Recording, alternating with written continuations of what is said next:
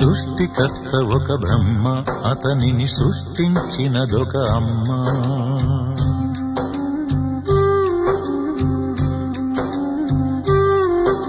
సృష్టికర్త ఒక బ్రహ్మ, అతనిని సృష్టించినదొక అమ్మ.